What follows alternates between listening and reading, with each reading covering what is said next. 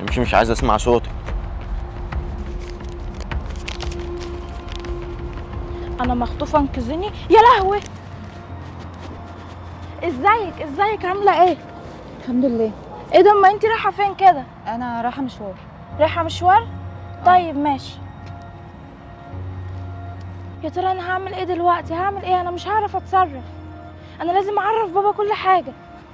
يا ترى جايه بتجري ليه على الصبح؟ الحقني يا بابا، الحقني يا بابا. خير في ايه يا بنتي؟ في واحده مخطوفه. طب واحنا مالنا يا بنتي؟ ما تتخطف، احنا مالنا ندخل نفسنا في اللي مالناش فيه ليه؟ ازاي بس يعني يا بابا؟ احنا مالنا؟ احنا لو كل واحد فينا شاف الغلط وقال احنا مالنا الدنيا هتخرب. اقرا بسرعه. انا مخطوفه، انقذني. بقول لك يا ليلى ما تدخلناش في قصص احنا مالناش فيها، مالناش دعوه يا بنتي، خلينا في نفسنا. ازاي يعني يا بابا خلينا في نفسنا؟ انا جايلك انت عشان انت اللي هتعرف تتصرف، وبعدين انا مركبه لها GPS في شعرها. GPS واعرف اتصرف؟ انت مالك؟ انت تدخلي نفسك في حاجات مالكيش فيها ليه؟ معلش يا بابا، حاول بس تنجزها، حرام عليك. انقذ ايه بس؟ اروح انا التاني اتخطف انا التاني عشان تستريحي؟ لا يا بابا، انا مركبه GPS هنا، تعال نشوف هم وصلوا فين. تتصرفي من دماغك انت على طول من غير ما ترجعي لي، خلي بالك، ودي مش اول مره. وريني خبر ربط، ده المنطقه المهجوره اللي راحوها دي. وبعدين تعالى بسرعه نتصرف. تعالي يلا يلا يا اختي. انا مش هنطق والله. اللي اقول لك عليه تعمل ايه بالحرف الواحد؟ حاضر. طب يا بابا احنا هنتصرف ازاي دلوقتي؟ انت بتقولي لي انا؟ انت جايباني معاكي تقولي لي هتصرف ازاي؟ اهو يا بابا. اوعي وريني كده، امسكي الورقه دي، انت بجننتي امي. هم اللي شكلهم في العربيه دول، انت عارفه شكلهم؟ ايوه يا بابا. ايه ده؟ ايوه فعلا هم. بس طب وطي صوتك، اندهي عليه قولوا له احنا اللي جايين ننقذها. طب هنعمل ايه دلوقتي؟ بقول لك ايه؟ ايه يا بابا؟ انا جات لي فكره جهنميه. ايه؟ بصي، هتعمل بالعصايه دي؟ العصايه دي هتعمل حاجه؟ دي شو انت عارف صوت، والله هديك 2 على بوزك. بص هعمل ايه؟ معايا النضاره، هلبس النضاره واعمل فيها كفيف، حلو الكلام، واعدي من قدام العربيه كانه هيخبطني، حلو، وارخم، هو هينزل عشان يعديني الطريق، تيجي انت عامله ايه؟ واخداها وخلعه، سامعانه ولا ايه الكلام ده؟ انا عايز في فينتو ثانيه. ماشي يا بابا، فكره حلوه قوي. في الانجاز، سامعانه ولا مش سامعانه؟ ماشي يا بابا، يلا انا همشي انا بقى. ابعد انت بعيد عني. ما يلا يا عم، بدل ما انت مأخرني كده يا عم على الصبح.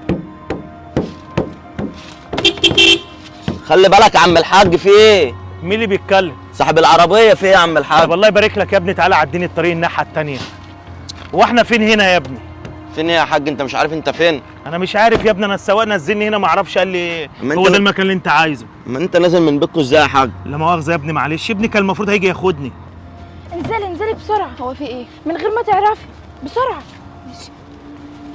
يا عم الحاج انت عمال تلف بيا ليه يا عم الحاج؟ في عمود نور يا ابني كده، بوقفني بس عنده في الضله كده، وانا اهو ابني هيجي لي عنده. هو ده؟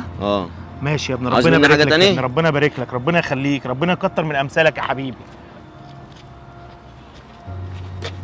يا بنتي الجنيه، هربوها، والمصحف عارف انها هتهرب. استباحه يا بيه. هربت البت يا شكري؟ ايه، انا عارف ان انت اللي هربتها، خليتني انتحلت مع الراجل وعديته الطريق وانت هربتها. ماشي سلام. خد يا حبيبي اقول لك. ايوه يا بيه. ما شفتش كان في واحده في العربيه؟ انا ما شفتش مين اللي جه هربها. لا انا لسه جاي دلوقتي. طب غور من وش غور. استباحه. طيب استباحتك ايه يا عم؟ استباحتك زفت. شفت كل اللي انت حكيتيه ده؟ احكيه كله لبابا، لان انا ما فهمتش اي حاجه، هو بابا يعرف يتصرف. يا ليلى يا بنتي. ايه يا بابا؟ اسمعها بقى، شوف هي انت يا بنتي تحكيلي. قصتك وحكايتك يا بنتي. والله يا حاج ده يعني ده راجل اصلا مش غريب، ده صاحب بابايا. ده صاحب باباكي؟ صاحب بابايا. ويعمل معاكي كده يا بنتي؟ ما هو كان داخل مع بابا في مشروع، وبعد كده المشروع ده خسر، وبابايا ما بقاش معاه فلوس ان هو يقدر يسد، فهو بقى حس من جواه تقريبا يعني ان هو ما فيش غير حل واحد، ان هو يخطفني عشان يطلب الفلوس. ويا بنت التفكير العقيم ده، وكل واحد بقى ليه قرشين عند واحد يروح يخطف ابنه ولا بنته؟ والله مش عارفه انا ده اللي حصل، وانا ما اعرفش يعني ذنبي ايه اصلا في الموضوع ده، ان بابايا يبقى داخل مشروع وما يبقاش معاه فلوس. انا مش عارف ايه ده. طب ما هو اللي خلاه عملها مره يا بنتي ممكن يعملها تاني وتالت ورابع، ما انتوا لازم تشوفوا حل للقصه دي. والله الحل الوحيد بقى ان انا اسيب البيت وامشي. ازاي يا بنتي الكلام انت بتقوليه ده؟ هتحل المشكله بمشكله اكبر؟ في حاجه اسمها اسيب البيت وامشي؟ هتعيشي مع مين ولا تروحي فين ولا تيجي منين؟ يا بنتي اللي انت بتتكلميه ده كله غلط في غلط، واصلا حواره كله غلط في غلط، وانت السبب دخلتينا في قصه كده مالناش فيها، ومضطرين كده نحل لها مشكلتها. طب بقول لك ايه، وانتوا ساكنين فين ولا قاعدين فين وانا اروح انا لباباكي؟ ما هو انت هتروح بابا تقول له ايه؟ بس هو بابايا اصلا اقول له اللي بيحصل ده غلط، اللي انت بتعمله ده غلط، وانت تخش في مشاريع وتخسر واحنا نشيل الليله، عيالك يشيلوا الليله، هم مالهم؟ هم مش قد الحاجه ما يخشهاش. ما هو بابايا لو حصل يعني حاجه زي كده وعرف اصلا ممكن تحصل مشكله ويتعب، وانا مش هقدر بصراحه ان انا اشوفه تعبان. طب بص يا اكتر ما هو بنتي، تعبان بسبب انا الفلوس بص انا المكسرة. لا حول ولا قوه الا بالله. طب بص يا بنتي، انا مش هقدر احل لك ولا اعمل لك اي حاجه اكتر من اللي انا عملته ده. اللي بايدينا دلوقتي نعمله ناخدك كده يا بنتي نوصلك لحد بيتك، وانت بقى شوف انتوا هتعملوا ايه في مشاكلكم. يلا يا بنتي، وبعد كده بعد اذنك ما تدخلناش في قصص ما لناش فيها. يلا يا بنتي اتفضلوا قدام. وبعد كده اكل خفيف عشان ياكلوا على طول ونعمل الشقه. مش غريبه يعني يا ليلى، حابه اول مره اكون عازمانه. هنعمل ايه يعني يا رحمه؟ ادينا جينا لها اهو قدرناها، بس يا رب تبقى عامله حاجه حلوه تليق بالهدايا اللي احنا جايبينها. يا رب يا ليلى. يلا بقى نطلع نشوف هي عامله لنا اكل ايه. متاخره قوي ليه كده؟ ايش جبنه ومش والدنيا جميله قوي. ايه ده كله؟ المغرب لسه ما ادنش عشان ما تمدش ايدك على الاكل وتاكل. الاكل ده كله لمين؟ انت عازمه كام نفر؟ عازمه 2، ليلى ورحمه. ليلى ورحمه. طب والاكل ده كله ليلى ورحمه بس؟ ده انا عامله حسابك معاهم. عامله حسابي؟ طب وعامله حسابي ليه اول مره تعمليها يعني؟ لا، ما عشان لازم كلنا نتجمع النهارده ونفطر مع بعض يعني. عامله حسابي. لا جيبي لي من الاخر بقى يا حبيبي، قولوا لي انت عامله العزومه دي ليه؟ عشان بصراحه انت اول مره تعزمي حد من صحابي. ما هو الصراحه يعني يا كريم، انت شايف ان احنا داخلين على عيد بقى يومين بس، والشقه مكركبه بقى وفي حاجات كتير يعني انت جايباهم تعزميهم عشان يخلصوا وينضفوا معاك الشقه؟ طبعا، امال هنضفها لوحدي؟ طب صحابك وجايباهم يعملوا كده، انا جايبان اعمل ايه؟ باين عليك صاحي ودماغك شغاله النهارده. طبعا يا كريم بقى، انت اطول واحد فينا، فاحنا محتاجينك للستاير. ستاير؟ ما انا قلت فعلا انت مش هتعزمي العزومه دي كده لله يعني. طب بص الباب بيخبط، هقوم افتح بقى عشان زمانهم ليلى ورحمه، وجهز نفسك. ماشي روح. حاضر. السلام عليكم. عليكم السلام. عامله ايه يا حبيبي؟ الحمد لله كويسه، انتوا كويسين؟ الحمد لله. تعالوا اتفضلوا، ايه اللي انتوا جايبينه في ايديكوا ده؟ معلش دي حاجه بسيطه، اصل بصراحه اول مره تعمليها وتعزميني. يعني رايح. اتفضلوا اتفضلي يا حبيبي. اتفضلوا. كسوف اللي انا فيه ده. دول جايبين هدايا وصارفين ومكلفين. الله يكسفك يا حبيبي، وفي الاخر جايبه لهم لانشون وجبنه رومي. السلام عليكم. سلام ورحمه الله وبركاته. اتفضلوا اتفضلوا. ايه ده؟ يا ليلى، ده جايبه لنا جبنه رومي ولانشون وزبادي، ده ايه ده؟ انا مش عارفه، مفيش حد بيعزم حد على الفطار. منورين يا جماعه. بنورك يا حبيبي. طب انا هستأذن انا بقى. خد يا كريم، رايح فين؟ لا انا همشي، انا معزوم عند واحد صاحبي. خد بس الستاير محتاجه تتعمل. يا ست ستاير الله يكسفك. خد بس يا كريم اقول لك. ايه ده يا ليلى؟ انا مش هاكل الاكل ده. ولا انا طبعا يا رحمه، يعني هي عازمانا وجايبانا من البيت وجايبين لها هدايا وصارفين ومكلفين، وفي الاخر تاكلنا الاكل ده؟ ما انت اللي عماله تقولي لازم نجيب لها، لازم كل واحد يخش بقيمته. اصل احنا بصراحه يا رحمه يعني اول مره نخش عليها، بس انا بصراحه ما كنتش اعرف اللي هي هتجيب الاكل ده. انت عارفه ليه انا ما باكلش اللانشون ولا الجبنه الرومي؟ خد يا كريم. ايه يا حبيبي عاوز ايه؟ رايح فين بقى؟ رايح معزوم عند واحد صاحبي. عاوز ايه انت؟ يا كداب، زي ما انت كنت من شويه تفطر معانا. افطر معاك ازاي يعني في اللي انت عاملاه ده؟ عازماني اصحابك على جبنه رومي ولانشون؟ طب كنت هعمل ايه يعني؟ انا كنت عايزاهم يبقوا خفاف كده واحنا بنروق الشقه. خفاف يا دام عزمتهم يا تعزمهم على اكل نضيف يا اما ما تعزمهمش. طب ما خلاص بقى يا كريم، بعدين مش لازم تروح عند صاحبك النهارده، اقعد اعمل لنا ستير بعد كده روح. حتى بص بتدوري على مصلحتك، امسكي الفوطه دي دخلها جوه انا نازل. كده يا كريم رايح فين؟ يا بابا رايح فين كده؟ معزوم عند واحد صاحبي. ليه يا ابني؟ واحنا انا مش قايل مش نبه عليكم اصلا ما حدش يروح هنا ولا هنا؟ ليه؟ بناكل في بيتنا. انا ما بحبش يا عم ولا نتعزم عند حد ولا حد يتعزم عندنا. يا عم هو عازمني بره. انت ايه انا انت جايب النهارده اكل حلو وقاعد جايب ممبار وياسمين مروق الدنيا. لا الاكل اللي انت جايبه ده ادي لبنتك واصحابها جوه بدل الاكل اللي هي جايباه ده. اكل يا ابني اللي هي جايباه؟ جايبه لهم جبنه رومي ولانشون وعلى ايه، عازمهم عشان يخلصوا فطار وينضفوا معاها الشقه. يعني شغالهم خدامين يعني؟ أيوة. نجيب ولاد الناس شغالهم عندنا خدامين؟ ده عملت معايا كده انا كمان، بتقول لي انت انا عازمك. انا اول مره استغرب ان حبيبتي تعزم حد وعازمان انا عشان اعمل لها الستاير. خلاص يا ابني توكل على الله، توكل على الله. هم ليهم نصيب يا ابني في الاكله دي. لا يا حبا طبعا احنا مش هناكل الاكل دوت. يعني انت جايبانا من البيت واحنا صارفين ومكلفين على الهدايا اللي احنا جايبينها لكم، في الاخر تاكلنا الاكل ده؟ يا جماعه انا كان قصدي يعني ان انتوا تبقوا خفاف معايا واحنا بنعمل الشقه، عشان ما تتقالوش اما تاكلوا اكل تاني. اصلا يا حبيبي احنا ذنبنا ايه نروق معاكي الشقه؟ في يا بنات انتوا بتزعقوا كده ليه؟ اصل بصراحه يا عم هاني بنت حضرتك بقى لها اسبوع مأكده علينا اللي احنا نفطر عندها النهارده، وبعد ما جينا اكتشفنا اللي هي جايبانا عشان نروق معاها، واحنا صارفين ومكلفين على الهدايا، كل واحده جايبه هديه ب 700 او 800 جنيه، وفي الاخر لقيناها جايبه لنا جبنه رومي ولانشون. يرضيك يا عم هاني؟ لا يا بنتي طبعا ما يرضينيش. ازاي يعني تعمل حاجه زي كده؟ وازاي انت اصلا عازماهم على الفطار تجيبوهم تشغلوهم عندي خدامين؟ نجيب ولا الناس نمرمطهم عندنا؟ وده يعني ده انا راضي ذمتك ده فطار ولا سحور عشان تجيب لهم لانشون؟ وما عندنا الفراخ جوه في الفريزر واللحمه والهمبرجر وكل حاجه. ما جبتيش الكلام ده وعملت لهم ليه؟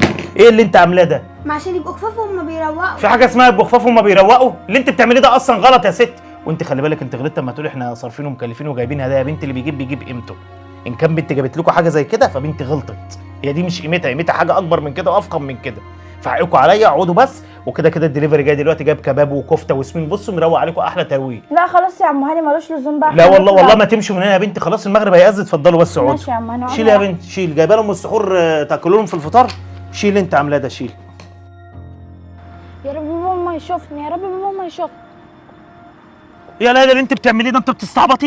ايه يا بابا؟ يا بابا ايه، انا مش قايل لك ما تشربيش الزفت ده؟ طب يابا انت قلت لي ما تشربهاش وما فهمتنيش حاجه. يعني ما فهمتكيش يا ليلى؟ ما انا قايل لك كل حاجه يا ليلى، انت ما بتشربي الحاجه دي كانك بتشربي دم اخواتك يا ليلى، في ايه؟ ما تفهمي بقى، انت ايه دماغك ما بتفهمش؟ بشرب دم اخواتي ايه بس يا بابا؟ انت ما فهمتنيش حاجه، وبعدين ده بيبسي عادي يعني، ما كل الناس بتشربه. انت ما فهمتكيش ايه؟ ما هي واضحه زي الشمس، البيبسي ده تبع اللي ما يتسموش، اي فلوس بتدفعها فيه بتروح للناس دي، يبقى انت بتساهمي في اللي بيحصل دوت يا ليلى، المفروض تمنعي نفسك على الحاجات دي، وانا قايل لك كذا 100,000 مره ما تشربيش الحاجه دي، مش لازم كل ما انبه عليك على حاجه تفضلي تتناقشي معايا.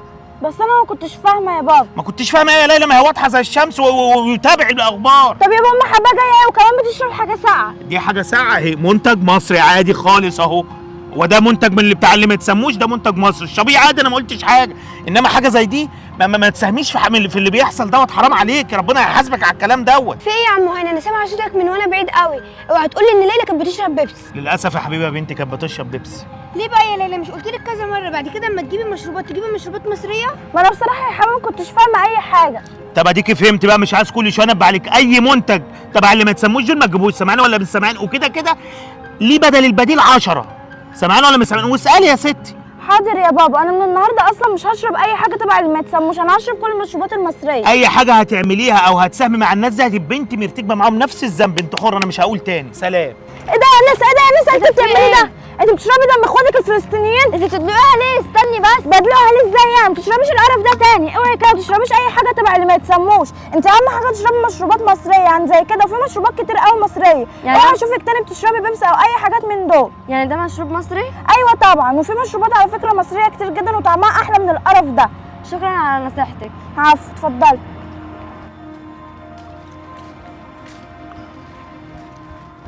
ايه ده انت بتعمل ايه؟ انت بتعمل ايه يا استاذ؟ اوعى ما تشربش الحاجات دي تاني، ده غلط. انتوا بتدلقوهم ليه يا استاذه؟ في ايه؟ لا لا اوعى تشرب المشروب ده تاني. ليه بس؟ انا مش فاهم حاجه، في ايه؟ حضرتك كنت بتشرب المشروب بتاع اللي ما يتسموش، وانت اصلا ما ينفعش تشرب اي منتج هم بيصنعوه، لان حضرتك كده بتشجعهم ان هم يعملوا منتجات كتير جدا.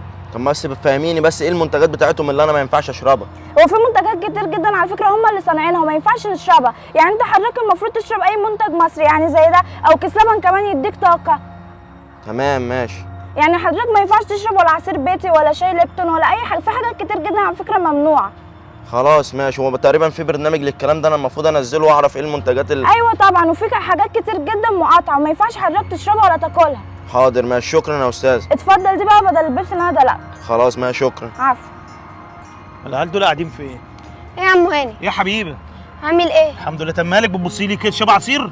لا مش هشرب حاجه. ايه في يا ريت ايه؟ بقى ترميه. ليه يا حبيبه كده يا حبيبه؟ ده لسه شاريها يا حبيبه. طب وايه يعني يا عم هاني؟ انا ملاحظه يعني انت عمال تزعق ليلى عشان بتشرب منتجات اللي ما تسموش وانت بتشربها. ايه ده، هو ده تبعهم؟ اه طبعا يا عم هاني تبعهم، انت بتعرفش؟ والله يا حبيبه انا كنت اعرف يا بنتي.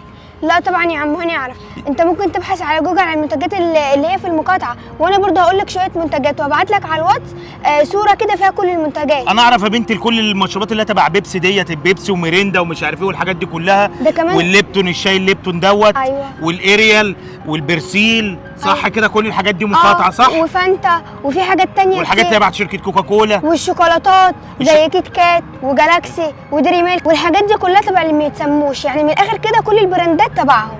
فهمت كده يا حبيبه؟ يعني الناس دي اصلا صنعوا الحاجات دي عشان يقضوا على الصناعات بتاعتنا وخلوا هي حاجتهم في الاول، مع ان احنا حاجتنا انضف منها، بس هم طبعا مع الدعايه والاعلان والشغل اللي هم الحبشتكنات اللي بيعملوها دي خلوا منتجهم هم في الاول، انما احنا منتجاتنا تفوقهم 100,000 مره، وكمان عشان ما نساهمش في اللي هم بيعملوه. كلامك مظبوط بالظبط يا عم هاني، وكمان اصلا منتجاتنا احسن من منتجاتهم بكتير 100,000 مره، بس احنا اللي على الاقل بنشجعش عارفين مصادرها منتجاتنا. جايه منين ورايحه فين. بالظبط كده يا عم هاني. برافو عليك يا حبيبي. لا حقك عليا يا حبيبي، انا ما اعرفش الكلام ده، وبعد كده قبل اي حاجه هجيبها هبحث الاول واشوف المنتج ده مصري ولا مش مصري. ماشي يا عم هاني. برافو عليك يا حبيبي. نساهم يا بنتي لو باي جزء حتى عشان ما أكيد نساهمش في طبعا. اللي بيحصل دوت. لازم يا عم هاني. ربنا يستر عليك يا حبيبي، ما تزعليش مني يا حبيبي، حقك عليا انا ما اعرفش والله. لا عادي. ماشي يا حبيبي.